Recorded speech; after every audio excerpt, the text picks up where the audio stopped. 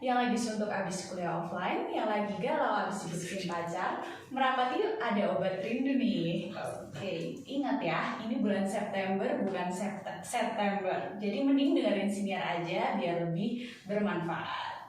Oke, aku ya sebagai host akan menemani kalian di episode siniar pada kali ini. Oke guys, kalian sadar gak sih kalau akhir-akhir ini tuh banyak banget tren baru yang muncul di kalangan anak muda. Misalnya di bidang fashion tuh, sekarang tuh lagi hype kayak cewek kue lah, cewek mamba lah, cewek bumi lah. Tapi kalian tahu gak sih kalau sebenarnya anak muda generasi penerus bangsa itu sebaiknya lebih mengutamakan budaya dan tradisi gak sih? Nah, pakai batik misalnya, jangan salah. Batik itu bukan cuma buat acara kondangan atau formal aja ya, tapi batik itu sekarang udah mulai berkembang dan keren-keren banget loh modelnya. Selain itu, di Solo sendiri juga banyak banget loh budaya yang perlu dilestarikan. Oke, sekarang kita bakal bahas budaya-budaya apa aja sih yang bakal dilestarikan di Solo sendiri bersama narasumber kita yang tentunya keren banget. Oke, halo. Oke, mungkin boleh kenalan dulu. Halo teman-teman semua sobat siniar, perkenalkan aku Hansa dan aku yang bakal jadi narasumber di podcast edisi ke-8 kali ini. Halo Hansa gimana nih kabarnya? Baik, kalian sendiri gimana kabarnya? Baik atau baik banget atau agak baik? Oke, aku baik banget dong tentunya. Oke, Hansa lagi sibuk apa nih belakangan ini? Lagi sibuk kuliah ya, jawaban template yang lagi kuliah dan mungkin beberapa kegiatan di luar perkuliahan. Oke, kegiatan apa tuh contohnya? Mungkin ada beberapa kepanitiaan. Oke, jadi sibuk banget ya kayaknya Hansa ini. Oke, terus aku liatin nih dari tadi batiknya tuh kayaknya keren banget nih. Itu ada makna khususnya nggak sih atau cuma model aja gitu? Ada dong sebenarnya makna khususnya, tapi ngomong-ngomong kita sama-sama pakai batik, cuman beda di motif aja. Nah, kalau batik yang aku pakai ini, jadi sebenarnya namanya itu jumputan. Mungkin kalian udah banyak tahu apa itu motif jumputan.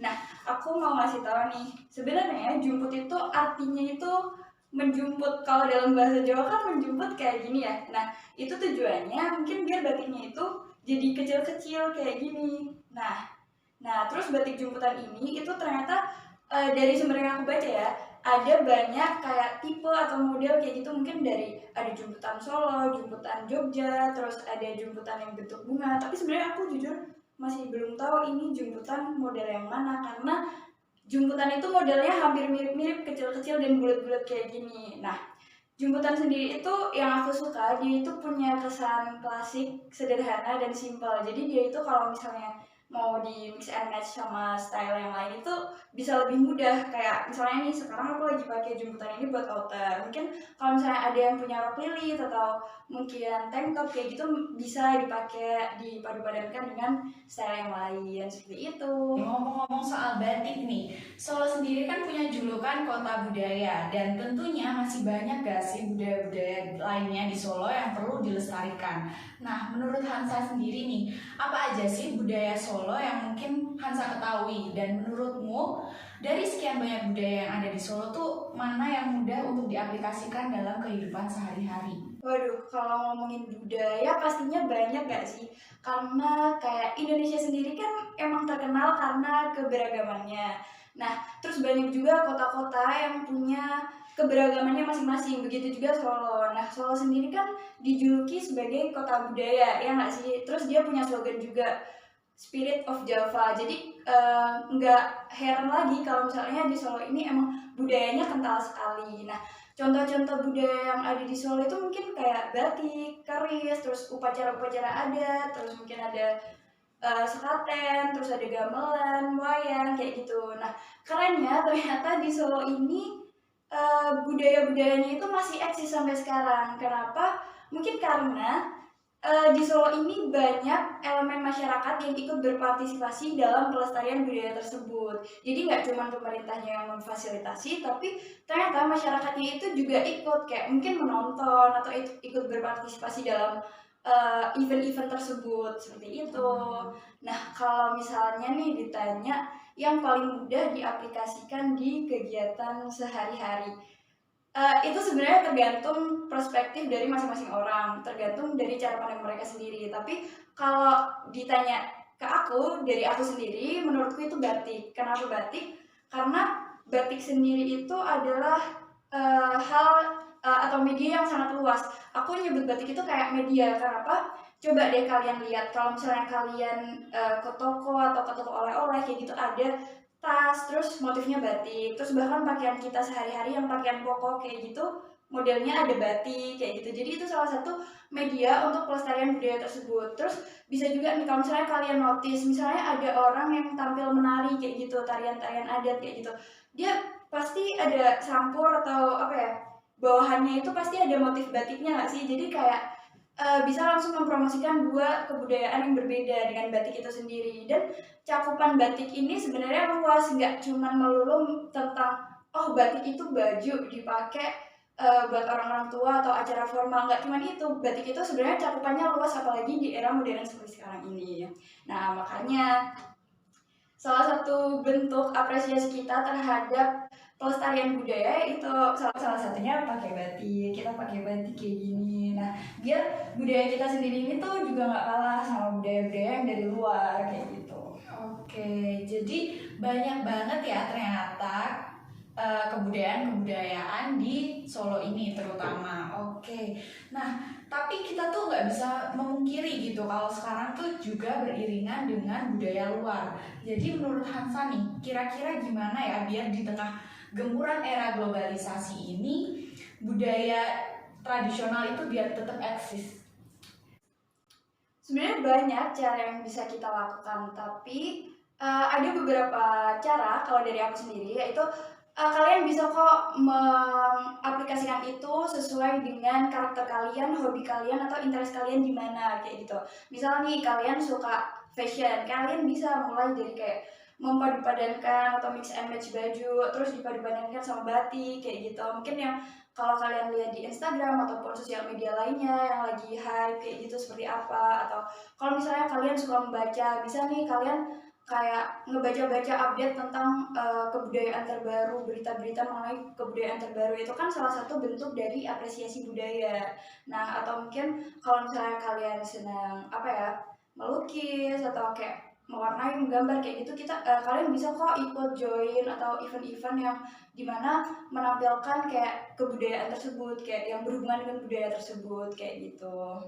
Oke, betul banget ya. Terus menurut Hansa nih, seberapa berpengaruh sih melestarikan budaya dengan kegiatan atau kehidupan kita sebagai mahasiswa? Kalau hubungannya sama mahasiswa atau generasi muda itu sangat berpengaruh. Pertama karena generasi muda sendiri itu kan sering dengar gak sih kalian kalau generasi muda itu adalah tolak ukur bangsa.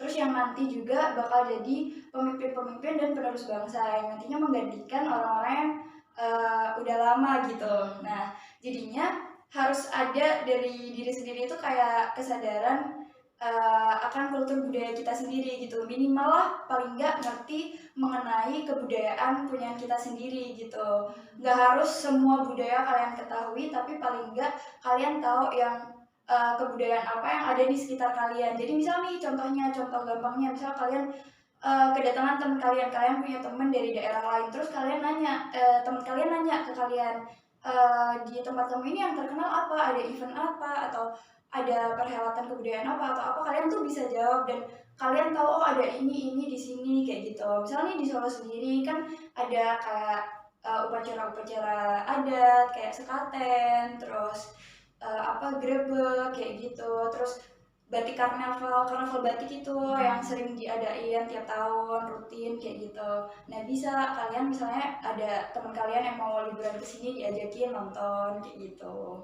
Oke, jadi banyak banget ya pengaruhnya untuk melestarikan budaya di kalangan mahasiswa. Terus Nisa, dari kamu sendiri tuh ada tips nggak sih buat anak-anak muda zaman sekarang itu mau dan mampu untuk melestarikan budaya terutama yang ada di Solo ini? Mau dan mampu. Kalau misalnya ditanya mau, berarti kamu harus punya niatan dulu. Kalau misalnya kamu belum punya niat, nggak mungkin kan kamu mau untuk melakukan itu. Kalau mampu, berarti kamu udah harus bisa melakukan itu. Jadi karena kamu mampu, kamu harus bisa melakukan apa yang jadi tujuan kamu itu. Jadi apa ya, istilahnya buat mau dan mampu, kamu butuh niat dan kamu juga butuh keinginan dari diri sendiri untuk melakukan tujuanmu itu. Terus habis itu kamu juga harus pede terhadap apa yang emang jadi tujuanmu itu. Misalnya kamu emang bertujuan untuk melestarikan budaya atau berkontribusi dalam hal tersebut gitu ya. Nah, jadi kamu nggak usah mempedulikan hal yang nggak masuk dalam apa yang ingin kamu capai itu. Jadinya bodo amat terhadap apa ya, apa yang nggak sejalan sama jalan pikir atau tujuan kamu, tapi tetap dalam konteks yang positif kayak gitu. Terus mungkin satu lagi, kamu harus cari lingkungan yang sesuai atau lingkungan yang sehat biar apa ya, kamu enjoy dalam mengekspresikan diri kamu dalam apa ya, untuk bisa melestarikan kebudayaan seperti yang diinginkan seperti itu. Oke, selanjutnya nih, ada nggak sih pesan-kesan buat anak muda zaman sekarang nih? Pesan-kesannya kayak judul podcast kita kali ini, yaitu tren itu bonus, melestarikan budaya itu harus. Oke, nah ternyata melestarikan budaya itu penting banget loh guys. Biar kalian tuh gak cuma jadi anak muda yang mengikuti tren aja, tapi juga sebagai duta pelestarian budaya. Tetap diingat, tren itu bonus, melestarikan budaya itu harus. Gak terasa ya, ternyata kita udah lama banget nih nemenin teman-teman siniar di rumah. Oke, terima kasih buat Hansa udah menyempatkan waktunya berbincang bareng kita di episode ke-8 kali ini. Oke, mungkin as a closing statement Hansa bisa memberikan sepatah dua kata buat teman-teman senior yang ada di rumah. Oke, buat teman-teman semua, siapapun itu kalian yang nonton ini, jangan lupa mulai sekarang yuk coba untuk melestarikan budaya itu sendiri. Nggak harus dari hal-hal yang besar atau yang muluk-muluk, cukup dari beberapa hal yang sederhana. Contohnya misal kalian mau ke kampus, kalian pasti punya batik nggak sih?